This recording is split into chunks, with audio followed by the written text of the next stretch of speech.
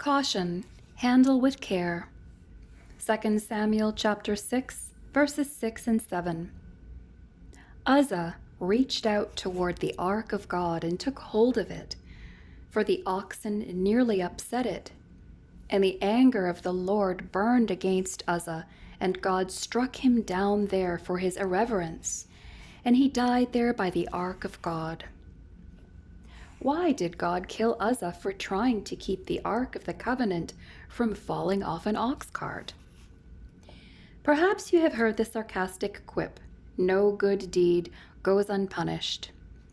At first glance, that appears to be exactly what is transpiring in 2 Samuel 6, verses 6 to 7. Uzzah was the son of an Israelite priest who was caring for the Ark of the Covenant, and God struck him dead when he touched the ark while trying to steady it during its transfer to Jerusalem during the reign of King David. When David established Jerusalem as the political and religious capital of Israel, he sought to bring the Ark of the Covenant, the most significant and venerated item from Israel's past, to the city. In 1 Chronicles 13. For the Israelites, the ark symbolized the glory, blessing, presence, and power of God. It had previously been captured in battle from the Israelites by the Philistines in approximately 1050 BC, and then returned after 7 months in 1 Samuel 4-6. Before and during its capture, the Israelites rebelled against God as their true leader and asked instead to have a king, as their pagan neighbors and enemies did, as in 1 Samuel 8, verses 3-5. God permitted this, but did not bless either the nation or Saul, the new king, and the ark was neglected for about 50 years. When David succeeded Saul, he wanted to revitalize the people physically and spiritually, and the 15-mile transfer of the ark was part of his plan for doing so.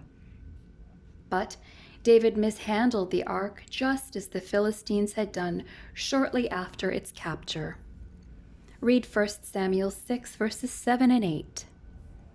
When the ark was first constructed during Israel's 40 years in the wilderness, God commanded that it was never to be touched and was to be moved only by the Levite priests who were to carry it on poles, as in Exodus 25, verses 14 and 15, and Numbers 4:15.